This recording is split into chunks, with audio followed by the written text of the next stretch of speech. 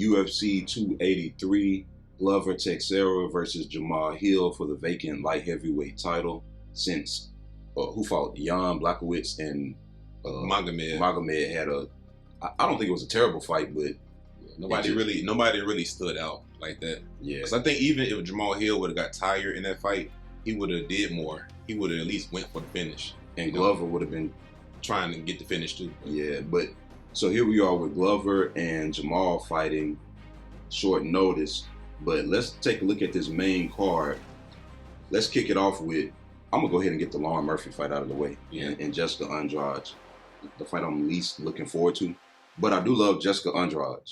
Lauren Murphy is very tough, very durable, coming off that win against Miesha Tate, where Lauren didn't look too hot. It just, Miesha looked terrible. I don't think Miesha looked terrible. I just think that Miesha, first of all, Miesha's not a flyweight. Second of all, Miesha's not known for her hands. Yeah. So just because you outstruck a wrestler who's known for being somebody who wants to get the fight to the ground, maybe it makes you look better than what you really are. Because Miesha's best chance of winning, her wrestling and her jiu-jitsu has been her bread and butter. It's never been her hands. But Lauren was too big and strong for her to take down and control like that, so Lauren came out on top. Now, in recent history, since 2019, Lauren has won 1, 2, 3, 4, 5, 6. She done won 6 fights and only lost 1. But if you look at the level of people that she's been beating, it's like, you really got to look at that. Sometimes you can't be blinded by the amount of wins. And it's good that she's winning these fights, but Jéssica Andrade is a different type of animal. Yeah. And also, she got a couple controversial wins too. Because I went back and looked at the Joanne Wood fight. Joanne was piecing her up. I don't know how she got that victory. And then the Andrea Lee. Yeah, Andrea Lee. The Andrea Lee fight, she was getting pieced up too. So, I mean, Lauren is one of them fighters to where, what's it called? Them panic takedowns? Yeah. She get those panic takedowns in some kind of way. She edges the round when she get those. And it's just weird because you got pieced up on the feet, but then you got the panic takedown and some kind of way you won. I don't understand. I don't think that's going to work here because when you look at Jéssica Andrade, look at her last 4 losses. Joanna, Weili, Rose, and Valentina. She lost to all champions. There's a certain level of fighter that tends to give Jéssica trouble. One thing that they did to beat her was use forward pressure. They walked forward a lot. They was tough, durable, in your face the whole time, essentially not letting her bully them because you got the Jéssica Andrade that bullies people and does whatever she wants. And then you got the other one that kind of... She's a sitting duck. She kind of like a sitting duck. Hey, who was that real tall girl that she was fighting a few years ago? And remember, Jéssica cannot control the range at all. But then she started piecing her up and then she knocked her out of nowhere. Was it Caitlin Chukagian? The fight ended knockout. Yes. She knocked out Caitlin. Yeah, Caitlin was kind of winning. Yeah. But then again, it was this fight. Yeah, she went to the body. That's what happened. A right hook to the body, hurt her, and then she went to the body she again. She finished Caitlin. Yeah, she hurt her, and then Caitlin went back, right? And she was visibly hurt. And then Jéssica went to the body. She did like 3 or 4 punches to the body. It was like more to comeback. Hey, I'm picking Jéssica. And I'm going to tell you something else. Jéssica can get the job done. Now, she's not a perfect fighter, obviously. But like I said, there's a certain level of fighter that has to beat her. There's a certain way you got to do it. And you have to have a certain skill set. The thing is, I hate to say this, but Lauren, yeah, she was able to get a rear naked choke over, I don't even know who this is. She did? She submitted somebody? Shakirova. And then she was able to get a TKO win over Mara Romero Barrell. I don't even know who these people are. I don't even know if they even in the UFC still. Jéssica is on a much higher level than that. You're not going to be able to just beat no Jéssica Andrade like that. The only thing is Jéssica got to worry about that cardio, and I don't think so. This is a 3-round fight, man. Yeah, that's true. But sometimes she can get a little. But again, that was against certain type of fighters when they can control the range. And you know how sometimes if you can't hit your opponent, it's like time is going by way slower than what it did. But Lauren Murphy, her hands are not good. Like they're slow. She tries to counter punch a lot. It ain't like she got 1-punch knockout power. She's tough and she's durable and she got a lot of heart and she's difficult to take down. But Jéssica can beat up on the feet. Yeah, and the last thing I'm going to say is the reason why I can't pick Lauren is when she fought against Valentina, she landed 11 significant strikes. Valentina landed 98 significant strikes with 3 takedowns. So she just got humiliated. This is like one of the worst. This is like one of the most one-sided championship fights I've seen in a long time. And I think this fight mostly gonna be standing up, man. So when I really look at I think a lot of their stats look a little similar, but the thing is, Lauren land almost half per minute of what Jéssica lands, but Jéssica got way more knockout power, and her hurting people tends to lead into her getting a submission, because she can hurt you and then submit you. And then also Lauren's, that's the step too, because Lauren throw a bunch of 1-1-2, so her punches are not really. She's not trying to knock people out. She's just trying to score points. The takedown defense high. It was 71% for Lauren Murphy. That takedown defense high. She can keep the fight standing up, but what can she do with it? When I was looking at the Miesha Tate fight, and it's like you said, Miesha's not known for her hands. Miesha looked bad. Again, it could have been the weight cut, but Lauren's hands didn't look that good either, especially under those circumstances where you're supposed to be able to run off on Miesha Tate. You're talking about a depleted Miesha who was never known for her hands in the first place, and she can't get her striking going. You're supposed to look like Roy Jones Jr. in that fight. I got to go Jéssica Andrade by some type of submission. The only thing is, Lauren, it's not like she's been knocked out a lot of times, and also she has real good defensive awareness. And it kind of, sometimes fighters, when they have that, it kind of makes their striking look better than what it really is. I think her defensive awareness might be good enough to avoid big shots, but I think she's still going to just get dominated at the minimal. She's going to get dominated for 3 rounds and get hurt. Yeah, she might survive, but then I'm looking at the takedown average per 15 minutes. Jéssica's getting almost 3 takedowns. Oh yeah, pretty much a fight, and Lauren is getting 1, just barely over 1. And then I'm looking at the level of competition she fought. You're supposed to take those people down. And also, the biggest thing we didn't even talk about yet, Jéssica, the former champion. She's trying to get her belt back, man. But that's true. Lauren, I hate to say this, Lauren is never going to be champion. And I hate to say it, but there's just a ceiling, man. And I don't mean no disrespect, but it's just like a ceiling. Jéssica's been a champion before, so I'm going to go with her. Yeah, I'm going to go with Jéssica too. Confident. And then we go here. Actually, let me look at Tapology real quick and see what they think. So according to Tapology, we got 789 votes. Of course, anything can happen. It's MMA, but 96% of people think the same thing. That's fair, man. And I think that's fair. Even if it don't happen, I think that's just fair, given off the history. But the next fight, we're going to move on and look at Paul Craig and Johnny Walker. And, you know, one thing about Paul Craig, that last fight he had, I was so confused. When he fought Volkan, I didn't know if he won a 10-8 round in some of those rounds. I don't know if he lost a 10-8 round. I don't know how you score those fights where you pull in guard, but the dude is so dangerous. You kind of have to score that for him because he's finished so many people with that.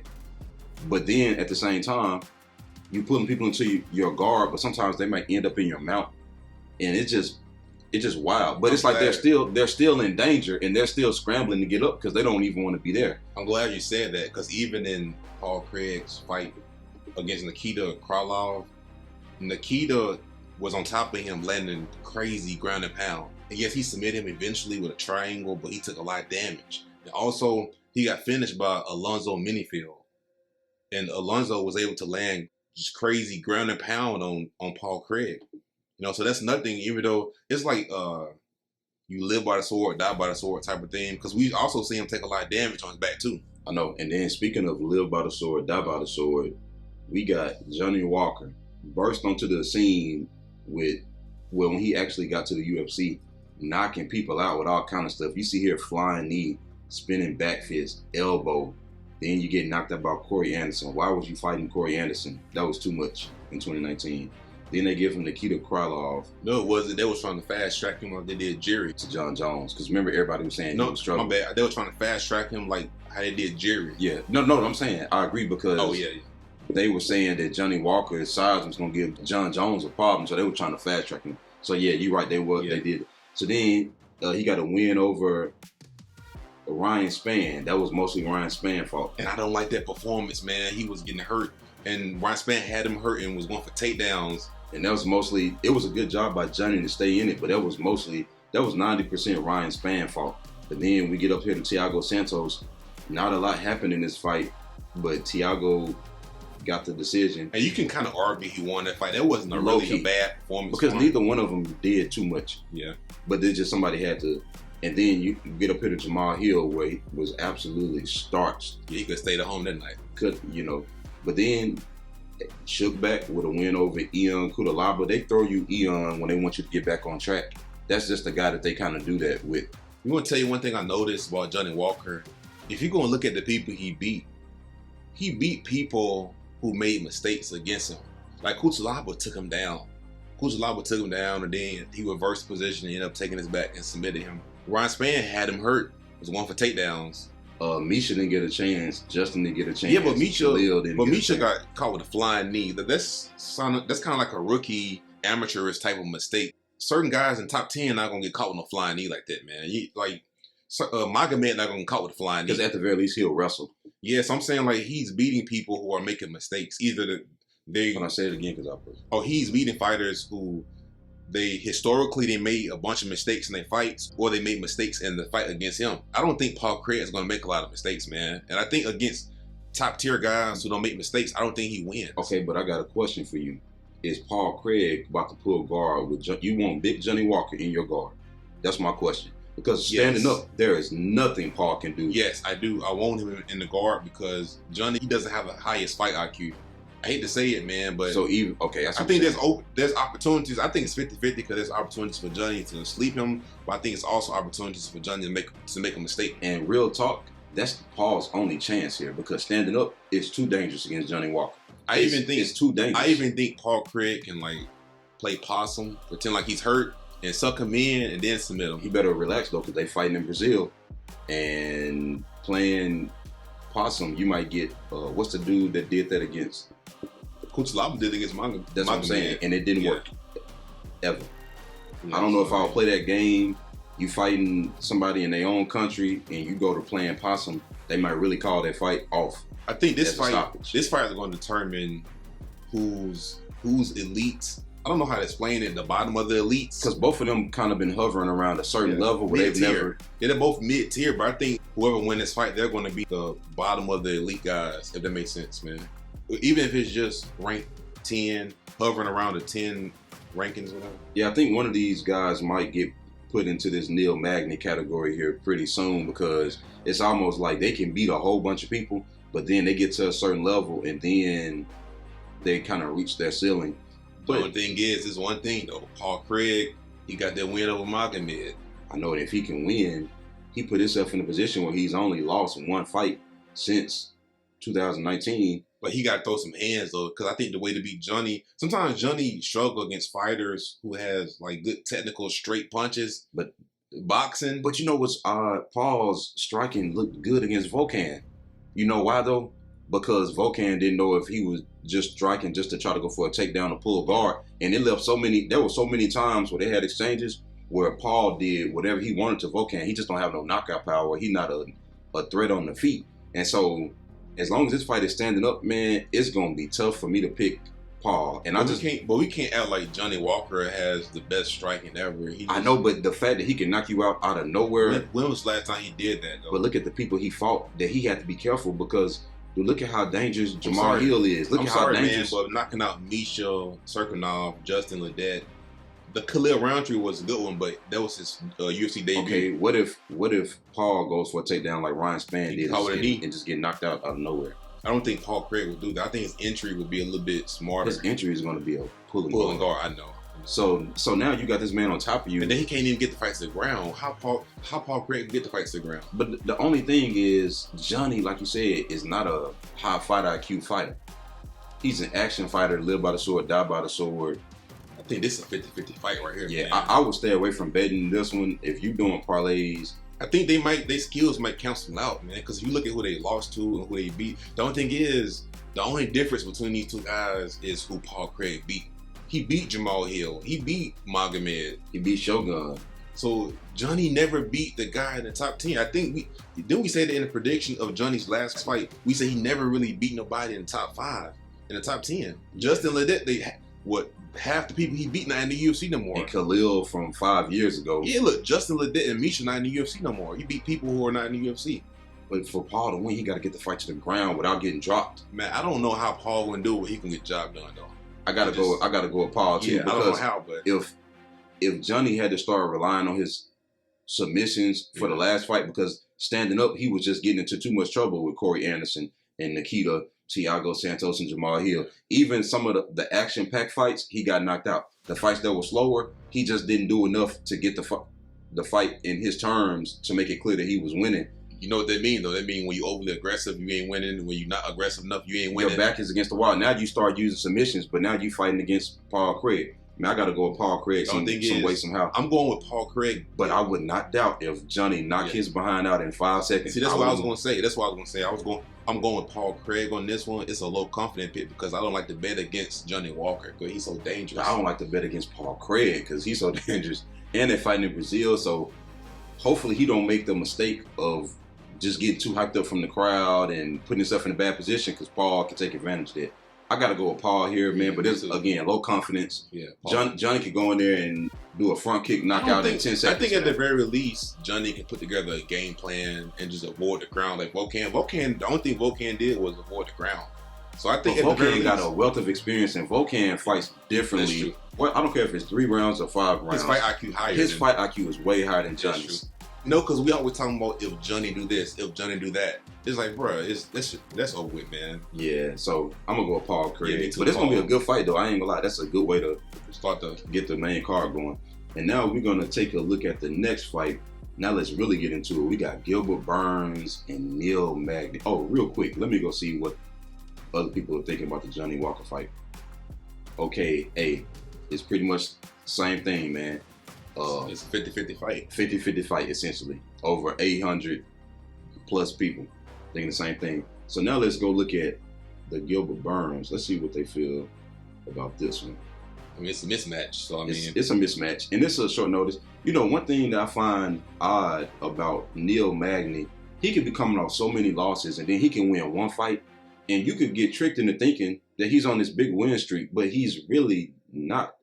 His last few losses came to Santiago, Michael Chiesa, and Shavkat Rakhmonov. That ain't bad. He beat Jing Liang Lee, Robbie Lawler, Jeff Neal, even though he did not win that fight, Max Griffin, even though he didn't win that fight. You know, Neal has this odd way of winning fights that he ain't supposed to win. I don't think he won the Jeff Neal fight. I think it was 29-28 for Jeff. I don't think he won the Max Griffin fight.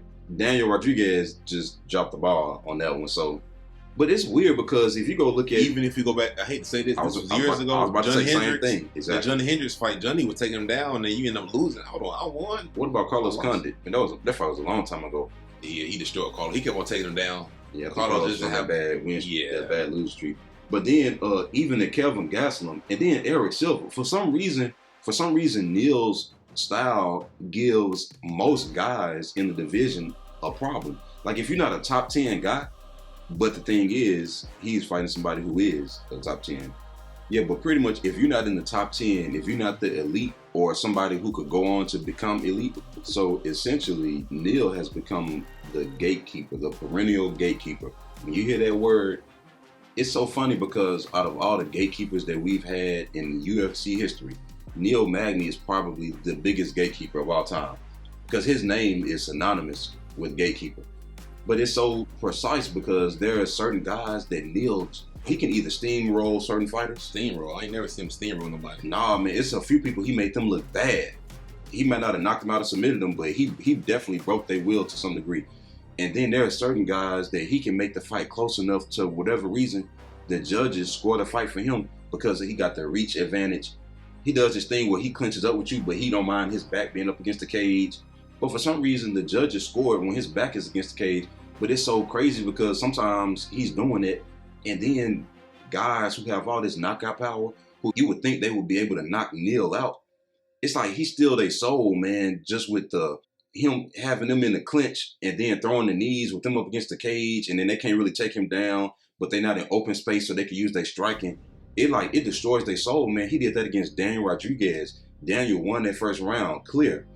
But then something shifted in the second round, and you said Neil taking the second round off. And I started looking at it, and I said, wow, he is taking the second round off. Because it was like he could feel Daniel getting tired. And then the third round, Daniel really couldn't do nothing, and then he just got submitted. I don't think that would happen to Gilbert, but I'm going to say this, man. Gilbert should win, but he got to be very careful. No, he don't. Gilbert can do whatever he wants to Neil Magny. But no, this is the thing. we can't look past that reach advantage. Yes, we can. Good, because everybody has a reach advantage over Gilbert Burns. I know, but Neil Magny is not like he know how to use it. He's not. But dude, I don't know what you. He's not Phillip Rowe who know how to use that reach. But dude, that's what I'm saying. Neil has a history of beating people in these decisions that he ain't supposed to win. For some reason, he don't use his reach correctly. Like, he is one of the only people who got all this reach, and he want to clinch up and put his back against the cage. But unfortunately, it destroys these dudes. I don't think this fight going 3 rounds, so I don't think this matters. I know, but because I was looking at Gilbert Burns fight against Usman. I was like, man, he really almost won the fight. He really almost won the belt. He really messed up. So it's like it's different levels, man. And then even the Khamzat fight, he should have won that one.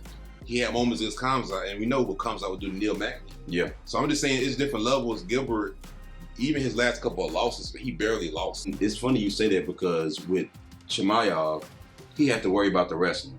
You ain't really got to worry about the wrestling from Neil, not in the beginning. Because Neil don't start wrestling until you get tired. Like, he don't really want to strike that much either. He'll use his jab and he'll use his range, front kicks and stuff. But then, once you get tired, he started trying to knock you out of nowhere. You notice that? Like, he'll wait until you get tired and then he'll start throwing hands. He'll start wrestling. He fights very smart. And you can't get mad because if you had like a brother or somebody doing MMA, you want them to fight like Neil, where he take minimal amount of damage and he's able to win close fights some kind of way. Yeah. But the only thing is, Gilbert is kind of like a bigger, stronger version of RDA. I'm looking at the people that... You heard what I said? Yeah.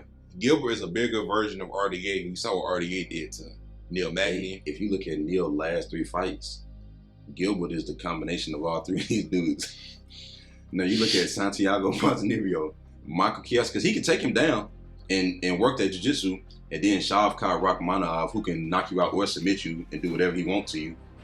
That's basically Gilbert. My thing is, as long as Gilbert took this fight serious, as long as Gilbert is prepared to get around the range. I think we overthinking this fight, man. It's different levels for a reason. I think because we talking about Neil Magny. We ain't talking about Santiago or somebody, man. We talking about Neil Magny. But then we talking about Neil Magny, who some kind of way he be winning these fights. You gotta understand 1, 2, 3. He was on 6. Gilbert was on a 6-fight win streak. He lost to Usman where he dropped the ball. And then he lost to Khamzat, which I think he won. So, and the biggest thing with both of those guys is they have wrestling, which Neil doesn't have. Not unless you get tired. So I would have to pick Gilbert. Exactly. And then if you could take down Wonderboy the way he did, at the very least, he's going to take down Neil for 3 rounds. Real talk, he could go out there, get Neil to the ground. But how is he going to take Neil down? Because you don't want to go up against the cage. How you going to take Neil down? Single leg, double leg, clinch, trip, flip, skip. No, what I'm saying, Neil might pull guard and submit himself. Man, hey, that's another thing. For some reason, Neil got this thing in like he Paul Craig or something. Yeah, like he Paul Craig or Charles Oliveira, where he'll pull guard. He pulled guard on Shavkat Rakhmonov because that was the only guard he had left. There were no other guards. Like, looking for a way out, man. Nah, he needed some security guards, because there was nothing he could do on the feet, and there was nothing he could do on the ground. So he was like, the one thing that stands out, Gilbert Burns versus Neil Magny. Gilbert don't have nothing to respect in Neil Magny. He can just walk forward and throw the right hand. I can see him danger. I can see him dropping Neil with the right hand and taking it back. Neil 6'3". No. He has 80-inch reach, and Gilbert has 71. I understand what you're saying, but he's not Wonderboy. But he got to get his entries got to be perfect, because you don't want to go in there and get caught. But Gilbert's entries is almost, if you look at that, with the exception of the Usman fight, his entries have always been good. Okay, so do you think he gonna win this fight standing up or on the ground? Like, what do you think he wants to get the fight? Whatever he want to do. But I'm saying, there's so many ways he can win. Bro, I've watched Neil Magny recently. There's gonna be smarter people to get the fight. He gonna take him down, man. Gilbert gonna take him down and take his back. Because the one fight that stand out is Neil Magny's fight against RDA. That's the one, because Neil sliced him up. Yeah, bro. He didn't take him down. I think Neil. But that's what I'm asking. How does Gilbert take him down? Because you don't want to play that game out in the open and get caught with something. But if you go up against the cage with Neil, you playing it to his minutes, man. Hey, I'm rooting for Gilbert, but let's look at let's look. Wins by knockout. Gilbert has 30% of his wins by knockout. Neil has 26%. I'm just mainly looking for anything that's not even, but that stands out. You know what's not even? Neil has 5 submission losses. That's not even right there. That's not normal. Okay, let's look at the strikes landed. It's about similar per minute. Another thing, you want to tell another thing that stood out? Neil reached his peak as a fighter. You want me to tell you how? He just broke the record for most welterweight wins. It's kind of like when Derek Lewis broke the record for knockouts. Okay, what else do you have to fight for? What else? Because Neil ain't never gonna be champion, so he didn't achieve saying that, that, bro. man, by the end of 2023. I was just Man, playing. I don't see it happening. But I'm just Stop cutting them boys, man. Yeah, you're right. It'll never happen. But one thing that you said that I'm gonna end it on this note from my perspective. That one thing you said that was powerful was Gilbert had a close fight with Khamzat, but then we saw what Khamzat did to Neil Magny, steamrolled him. Different levels, man. Different levels. I gotta go with Gilbert. Yeah, and just the blatant weakness he has on the ground. At the very least, I'm not saying Gilbert can knock him out, but at the very least, he can hurt him or take him down and submit him, or just take him down for 3 rounds. And they're in Brazil, so if that fight is any kind of close, they should give it to the hometown kid. Just throwing it out there. Because they in Brazil now, so you know they will do it. Yeah. Make no mistake about it, they will do it. Hey, so that'd be a good little parlay. Gilbert Burns and Jéssica Andrade. Both about finish in the first round. I'm just playing. I don't know, man. I'll stay away. But speaking of Brazilians fighting, who might get some hometown help, we got Figueiredo versus Moreno. 56% of people think Moreno will win, so he got a slight edge. God. I hope he don't win. Why? It'd be horrible for the division. It'll be terrible because I'm gonna tell you why. Because Deiveson, nobody in no other flyweight with the exception of Amir. I think in Muhammad. He got to work his way to that. And I don't think nobody want to see Muhammad fight nobody the way he fight. But it's like nobody else can beat Deiveson. So Deiveson, even if Brandon Moreno, even if he beats Deiveson gonna fight for the belt again. It's weird because it's like Deiveson will be essentially kicked out of his own weight class that he was dominant in. I don't think he'd be kicked out of it. I just think they'll be continuing. They'll be fighting more. No, this is fine. This is it. Deiveson got 2 wins over him. How's that fight? It's over. After this, it's game over. Whoever loses this fight, loser goes home. I mean, loser leaves town. You can't say that. I'm saying this has been confirmed. Like Dana was like, he can say a lot of stuff, man. Look, we ain't gonna go there because I know we can make a whole video. Well, he say one thing and we're not gonna go there. But no, I'm saying it's not like Max versus Volkanovski where Volkanovski won 3 times. Yeah. This is different because they go back and forth. It's over. Dana White said, think honestly, over, yeah, man. I know. This is over. Let me look here. Let me see. And Dana has said it to promote the fight because people don't want to watch this. So you got to say something for people to watch it. Let's see here. It's over, man. They can't. They can't. And then it's like, it's weird. You keep giving Brandon Moreno chances, but he took the first fight on short notice. So he really got that one because of convenience. And it was a good fight. And then he got a rematch in a fight, which that was fair because he did take the fight on short notice. So it's like giving him a fight with a full training camp. But he actually won that when he finished Deiveson. So I think Brandon has a big opportunity here. He has a big opportunity because it's kind of unfair, I think, if he wins. But at the same time, like, it kind of benefit him more than Deiveson. So I think he has a big opportunity because then if he win this one, or the winner, what's it called? Winner take all, he get to take all. And it's like, man, that means nothing matters that Deiveson did in the past. All gone, all for nothing. The only thing, though, is Brandon's last fight against Kakara, man. He wasn't looking too good. He was not looking too good up until the finish. In the beginning, it was straight because they was both at home. Yeah. But then at some point, Kakara France was making it very clear that he was better. You want to tell what he did wrong? What Kakara did was it the second round when he took Brandon down? One round, he took Brandon down. He was just on top of him for the rest of the round. The sequence before he got caught with the kick, he went for a takedown and got stuffed. And then right after that, he got caught with the body kick. It's like, bro, what are you doing? You got one takedown. You think you're going to continue taking Brandon Moreno down for more rounds? You had to, dude, what are you doing? Man, it was a 5-round fight, and he was just trying to get the edge. I said the takedowns would weigh so heavily going into a full 25 minutes. That's not his game. I understand what you're saying. I know, but he just secured a round. Man, that's like gold. He just secured a round with that same thing. So it's like he going back to the well. But I didn't like that, man, because the reason why I didn't like that is I don't know, something was off with Brandon in that fight, man. I don't know. I think it just got Kakara's power. I think in the first round he landed a right hand, and ever since then Brandon was just shooting. Brandon want nothing to do with the striking. So I think it's just because Kakara got all that knockout power, but something's just off. I think just, you won that, second or third round when you was on top of Brandon, but you got to keep the fight standing up because he kept on shooting and he was going for them panic takedowns. But then it's weird because in that last fight, Deiveson just beat Brandon up. Yeah, I know. Like, Brandon had moments, but Brandon definitely got beat up pretty clearly here. But then the fight before that, then Deiveson got beat up. It looked like he didn't show up. I think what happened is, I think they injured. The thing is, both of them had bad fights, and then they had a close fight. So I guess the what is this called? Quadrilogy. One, man. I think it's called a quadrilogy or whatever. It makes sense, but boy, is it stinking up the division. But I will say this: the flyweights don't have a lot of threats, so that's why it's almost like the division not really being stalled, because outside of Kakar France, and maybe there's a few people working their way up, but this ain't holding up nothing. I think that's why they gave Charles Johnson that win over Zalgas, because they need some new blood in there. But now, if I'm looking at this fight, man, who gets it done and how? I'm gonna tell you this, man. I think Brandon has to get this fight to the ground. And Immediately. He was grappling, and I think Deiveson. I think what helped him in the last fight is, for some reason, the first couple of fights he was swinging and missing, just wasting energy. His last fight, their last fight, he was able to kind of tighten up his punches a little bit, and I think he fought a little bit smarter. And I think that might be enough for him to get the job done, or actually make it close. But Brandon has to get his fights to the ground. But even when he submitted him, it's just like Deiveson was just off. Because we never really just see people submit Deiveson like that, man.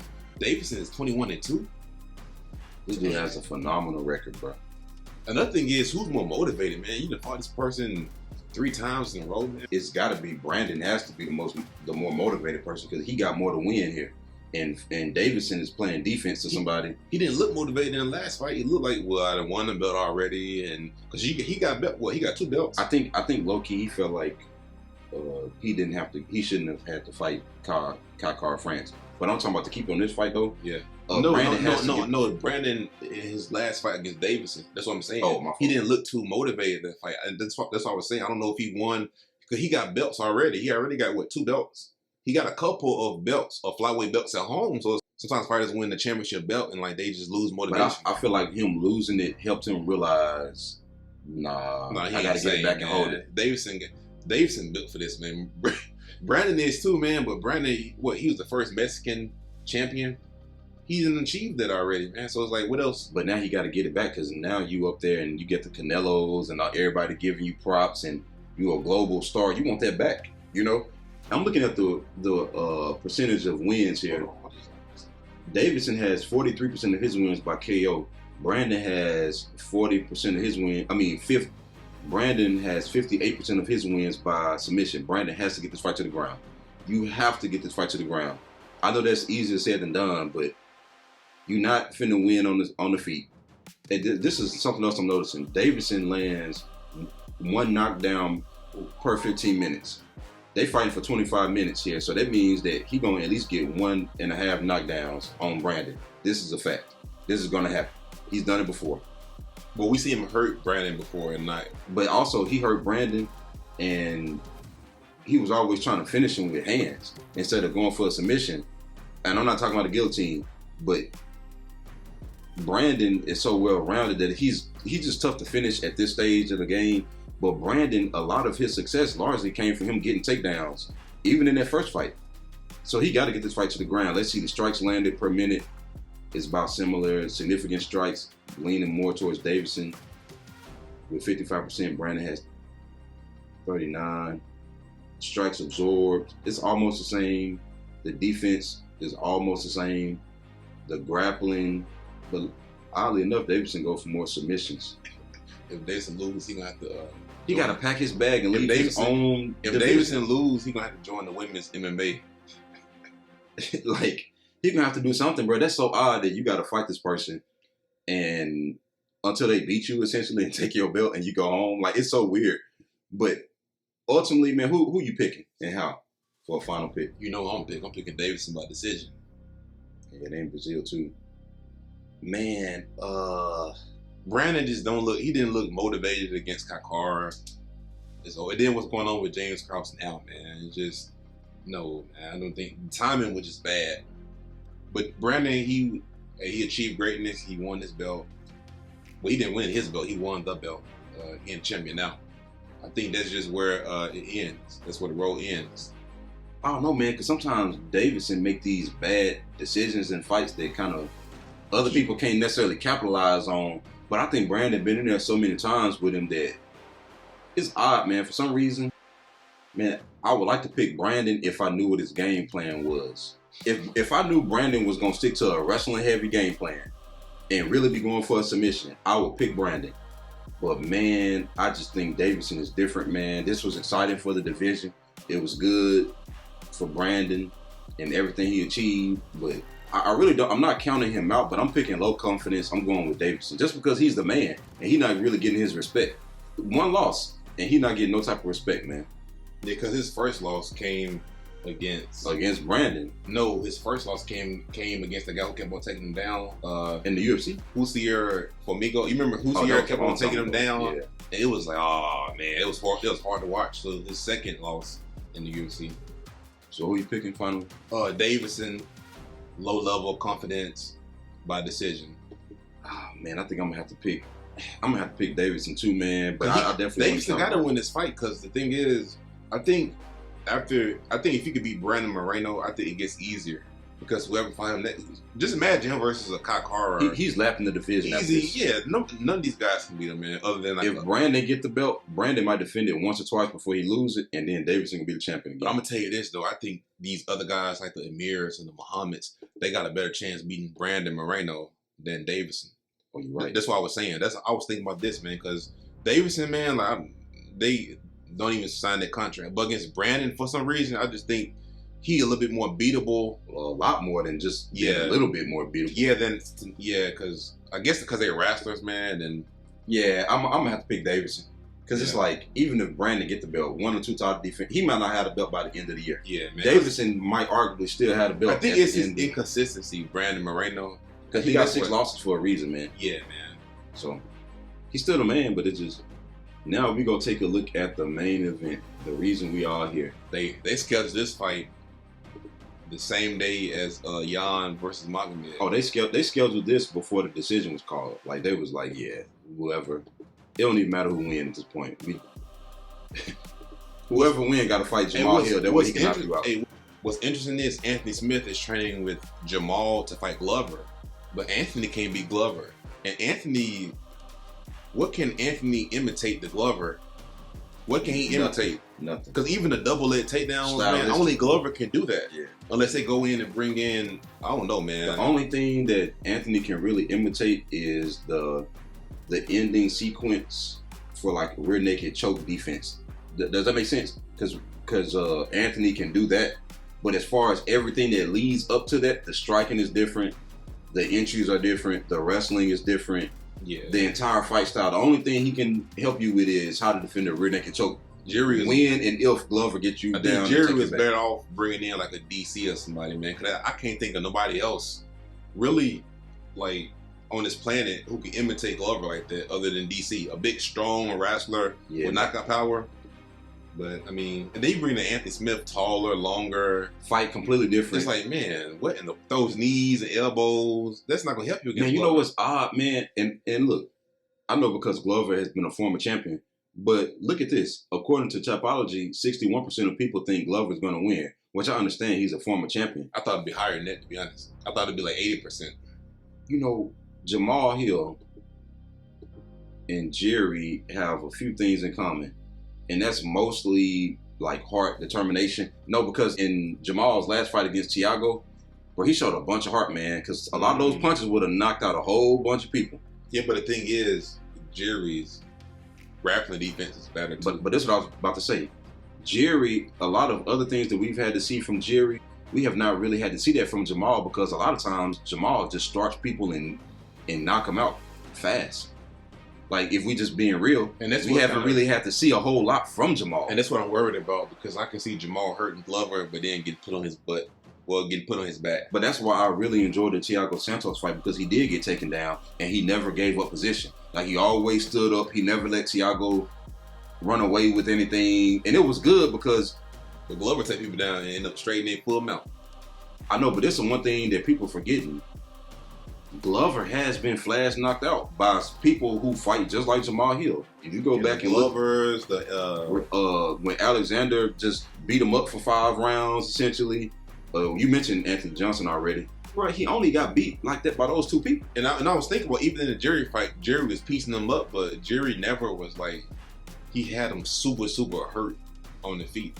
Man, look, Jamahal Hill gonna have to dig real deep in this fight because Glover, he got kind of. I think Glover got exposed in the Anthony Johnson fight, man. If you go back and watch, a lot happened because Anthony, all he did was he avoided the big shots and he did a bunch of feints. Dude, and that fight lasted 13 seconds. Yeah, he did a lot happened. Like I watched the fight recently, and he just did a bunch of feints, man. And then he was able to catch him because Glover ducks a lot. But the thing is, Jamahal Hill is a southpaw, man. But dang, I don't know if he's gonna be able to land it. But if he could throw like a 1-2, well, not a 1-2, but throw a jab in the left uppercut. If he could throw a jab in the left uppercut, man, that's how you get the job done against Glover. Get hit with an overhand right hand. That's all you can do against Glover. He takes straight punches, actually extremely good, Glover. Because you know what's so odd? For some reason, the Rumble Johnson and the Alexander Gustafsson knockouts, it's almost like it's a cloud over him. But they've been the only 2 people who can do that. And Alexander did it for him, what, for 4 rounds? Yeah. It took 4 rounds to finish him. Well, one thing we know is Glover don't seem to do well when they fighting somewhere else that's not Las Vegas. Because he got beat up bad when he fought overseas against Alex. He got beat up bad. Well, he was all about to win, but he got finished against Jerry. Mm-hmm. But now Brazil is his home country, so surely he should be comfortable there, right? Yeah.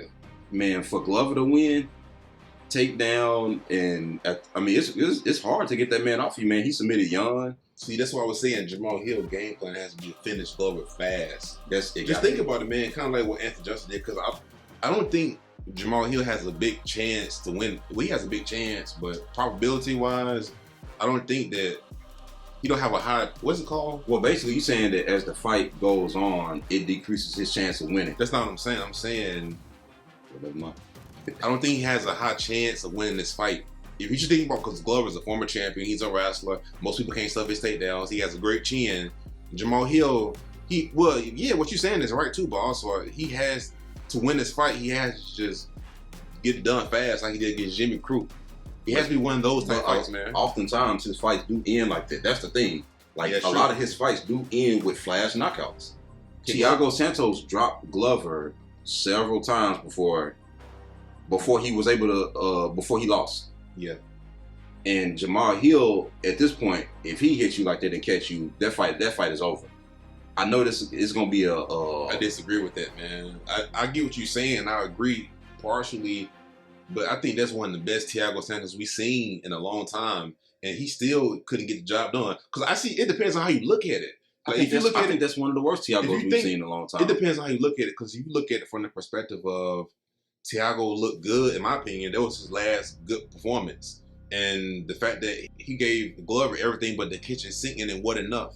If you look at it from that point of view, but you got to realize Thiago Santos, that was his first fight back after knee surgery, from 2 ACL surgeries. So there was not a bunch he only had a small window of victory just off of that alone, because you got to start kicking again. They say he didn't train his wrestling none. Yeah, that's what I'm saying. Like, how you gonna defend takedowns and your ACL and stuff? You coming off surgery, you're re-injured trying to train wrestling. Yeah, trying to defend a takedown against Glover Teixeira. It's just too dangerous. It just shows you it takes a lot to finish Glover. That's just what that fight shows. 100%.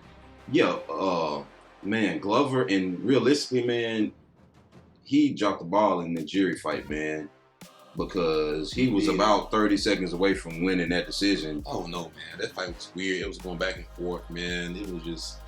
They both had their moments, because you gotta understand, Jerry was putting hands on him too. I know they did have their moments, but this the thing. Jerry was putting hands on Glover, but the times where Glover put hands on Jerry, he was about to knock Jerry out several times. Like, Jerry was skating. So that's another thing, is Glover has to be very, very careful. Because you gotta realize Glover been dropped and hurt in a lot of these fights. Did Jan ever get anything going against him? I don't think Jan did anything. Yeah, he could have stayed home tonight, man. The thing is, when I'm saying this fight in my head, I'm just saying Glover throwing these looping punches.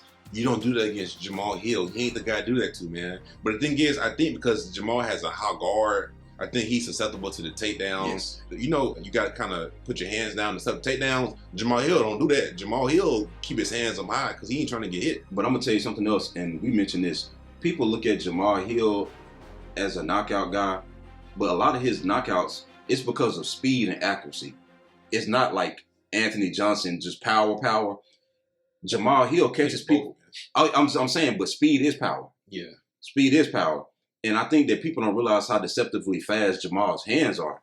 But another thing is Jamal, if you go back and look at his fights, a lot of his knockouts happen because he knocks people out with his lead. Oh, the right hook? His lead right hook. Or like a jab almost. So it's like before you got to close the distance, but his knockout punch that he wins a lot of his fights off of is the lead hand. And then by the time if you can get past that, now you still got to deal with the left hand. But then once you get past that, one thing that he has really good that people don't talk about, well, two things, elbows and knees. When he get people in the clinch, man, it just destroys people, man. If he could throw a knee if he want to against Glover, he gonna be on his back. Yeah, but if he hurt though, man. Hey, you want to tell you what Jamahal Hill has to do? I'm gonna tell you what Glover does that nobody talks about. He's more dangerous when he's hurt. So it's like what Jamahal Hill need to do. He need to hurt him and then take a step back. It sounds kind of counterproductive. It sounds weird. Remember Ryan Bader and Glover? Remember Ryan Bader and Glover Teixeira fight? When Ryan hurt him, and then the moment he went in to finish him, knocked out. I ain't talking about the punches, but you got to be worried about that too. But I'm talking about the takedowns. Yes. So I'm saying because we see people hurt Glover, and I guess it makes him stronger. And he shoots, and he gets almost all of those takedowns when he hurt. The Jamahal Hill has to hurt him, and then kind of take a step back, and then kind of he might have to flash knock him out. You know who that sounds like? Like if you can't get the flash knockout, but you know what game plan you described it? Alexander Gustafsson. Remember how he beat him up, and then he beat him up, and then nope. Yeah. And then he was running. Don't get me wrong, but like he would circle off.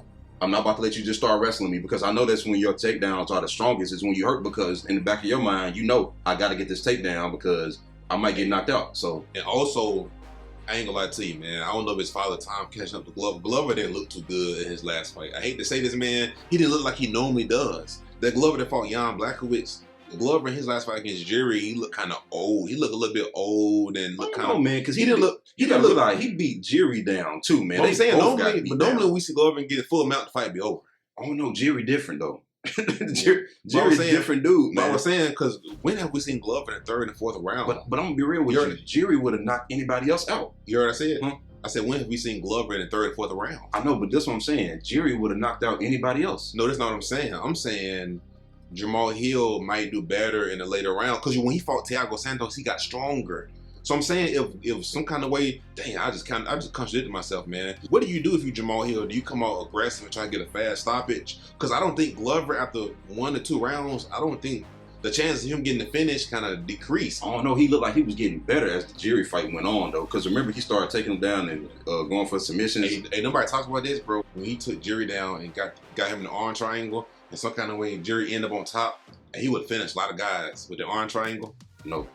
And that's another thing you got to realize. Also, Jamal got to watch out for all these different types of submissions, man. It ain't just a rear naked choke. Glover is very sneaky, and that's a strong man to have on top of you, man. Yeah. With that black belt, with that wrestling, that ain't a place you want to be. And I know he was able to get up against Thiago Santos, but Glover is a completely different world. See, my heart wants Jamahal Hill to win, but my mind saying Glover gonna win this one. See, my heart really want both. I like both of these dudes, man, because I wanted Glover to get his. How old is? Ain't Glover like 45 now? Nah, that man, he's 43, man. Don't put the extra 2 years on him like that. But how tall is Jamahal Hill? 6'3", 6'4". What's his reach? Hold on. All that matters. All this going. You're right. I'm finna go to the UFC website and see if I can. So Jamahal Hill's reaching 79 compared to Glover's 76. That 3 inches make a difference with Jamahal Hill. And then Jamahal Hill 6'4". Because the way Jamahal Hill fights, bro, he can slip and. Let me look at some stats here. Let's look at the UFC stats and see. Oh my God! Look at Jamahal Hill. Look at his stats, bro. For what you? This his strikes. Oh, I'm on UFCstats.com. Dude, he got 64% of his wins by. Now this is gonna be a difference. He basically can't get taken down. You need to be getting up immediately. You do not want Glover on your back at all. Cause this right here, this is how Glover gonna win. If Glover gonna win, this is how. you're not finna win no belt in no Brazil against no Glover Teixeira. You can get that out of your. Yeah, I think Jamahal Hill might have a chance to win this fight. He's then, gonna go for it. And look at his average fight time, 7 minutes. Because these guys, even when Thiago Santos hurt him, it seems like he really didn't go for it. Which I know it was his first time fight. Yeah, he could, but it's his first fight in a long time. But I think if Jamahal Hill, if he get gassed out, if Jamahal Hill makes it to the 4th round and he get taken down and get submitted, he gonna at least have went for it for the first 3 rounds. Another thing, this fight was made a month ago.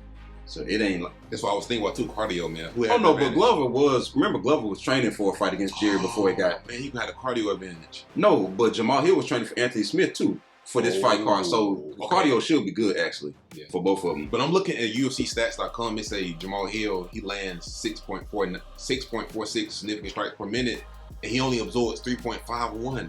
And he averaging 1 knockdown per 15 minutes. He's not getting hit at all, man. Well, he's getting hit though, but I'm saying... Look at this. Defense. Now, this is the grappling. What about the knockdown? Does it have the knockdown ratios on there? He ain't getting touched, let alone knockdown. This is the takedown defense. Okay. Dude, the way he fought Thiago, they was both... He met Thiago in the middle, dude. Who does that? Glover... Everybody who ever beat Thiago, they fought the exact opposite way than what Jamahal Hill did. And I'm talking about historically. The only person who was able to do that and walk him down was like Gegard. Am I tripping?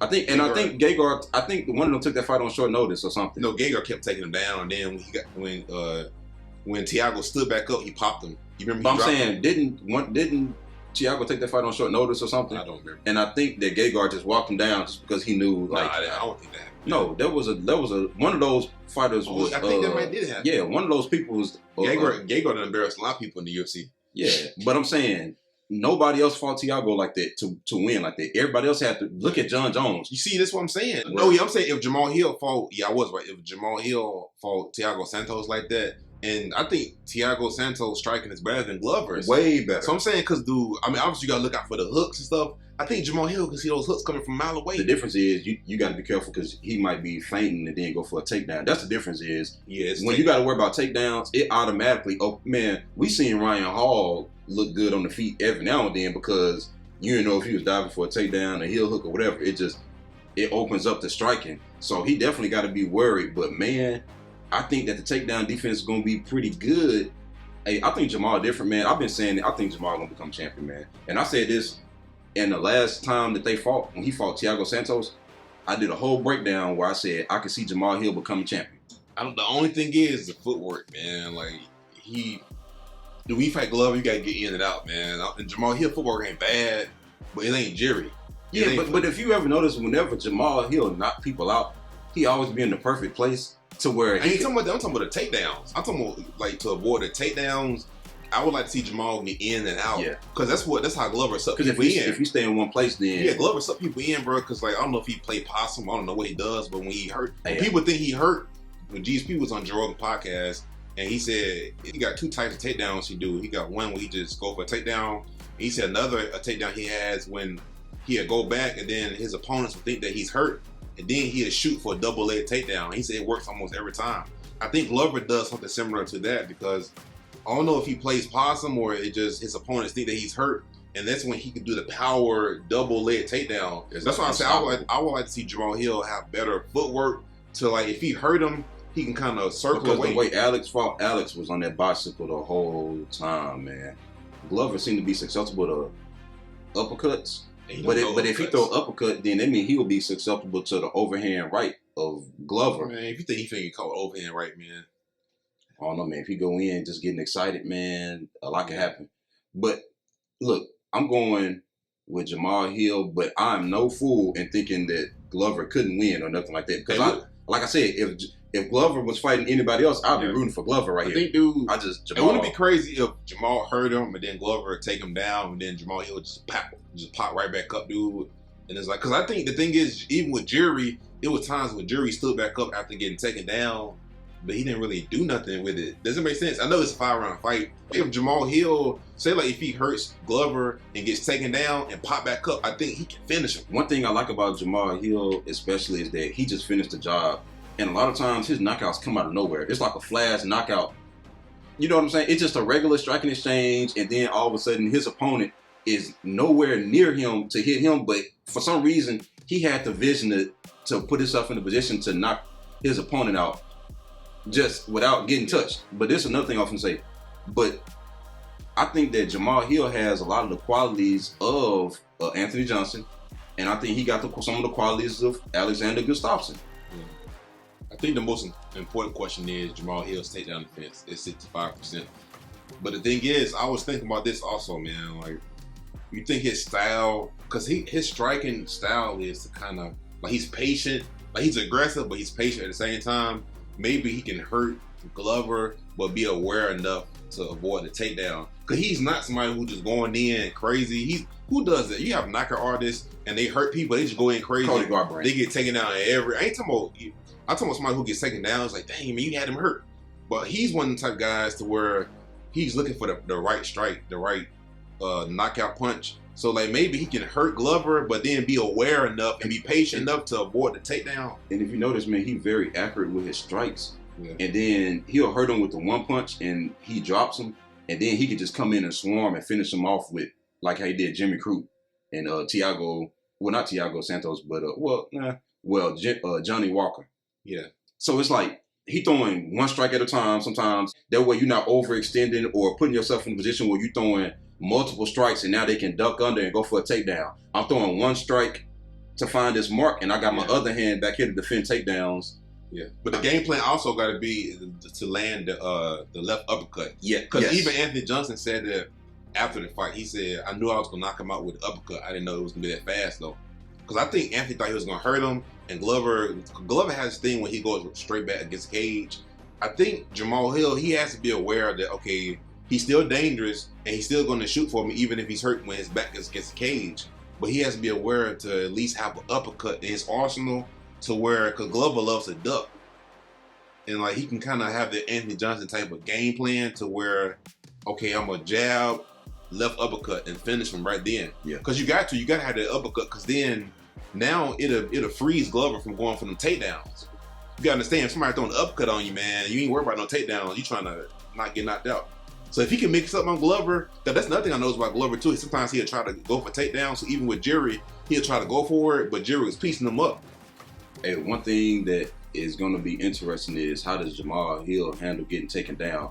Because, man, we've seen Glover get people down. I'm talking about champions. We've seen him get people down and just do whatever he wants to do.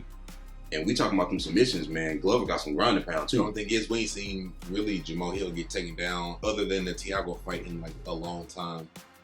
It's been a long time since we've seen him. I don't think we've ever really seen him take him. We've seen him against Darko. Against who? Against Darko. You remember Darko kept on taking him down? And I think that was at the end of that fight, though. The fight was already won by him, and he was just like, "Oh yeah." Because remember, Darko went for a takedown, but that fight was over. I mean, in the third round, he had already embarrassed him. I think that was probably one of the only times we've seen him taken down. Paul Craig pulled guard, so that would. I'm be honest, this is an opportunity of a lifetime for Jamahal Hill. This might not ever happen again. If I'm Jamahal Hill, I'm trying to start this dude because you gotta understand in the way the light heavyweight division is in a year or two. All those other dudes are still low key ahead of him. All these other people are still Jan, Jerry, Rockets, they all ranked ahead of Jamahal. He got to win this fight if he ever going to fight for the belt again. He got to. And another thing is that he's manifesting his fight against Jerry. He said it would be an honor to step in the octagon with a warrior like Jerry. You have to win this fight to get to Jerry. I think people are sleeping on Jamahal Hill because they don't really see it. But one thing, man, you can attest to this. Man, I've always been able to pick out people who was going to fight for the belt. Now, whether they won it or not, remember when I first saw Stipe fight, I described to you, I said, bro, it's a heavyweight. I said, man, he moving around. He got good footwork, good head movement, good takedown defense, good hands. Remember I described to you, and it was Stipe. Rory McDonald. I told you about Rory McDonald. Alexander Gustafsson. Remember, in the beginning. I'm talking about at the beginning of their careers, I was able to look at them and say, this person, if they take the right fights, they could put themselves in a position to fight for the belt. Yeah. Now, whether they win or not, different, but so I always saw this in Jamahal Hill, man. So who you picking? I love Glover, man, and you know I've been following Glover since WEC. But I got to go with Jamahal Hill because he might not ever get another opportunity. Yeah, I'm going. I know Glover might not either, but Glover already had it, man. I got to go with Jamahal because it's like you got to make history, man. Yeah, and I'm gonna say the same thing too, man. I don't know what Jamahal Hill game plan should be. Should it be a first round knockout, or should he kind of just weather the Glover storm I think the Glover Storm is there for 5 rounds because you got to remember, what did he out trying to take Jury back in the 5th round before that got reversed and then he got his back taken. So it's like, but that's my pick, Jamahal Hill.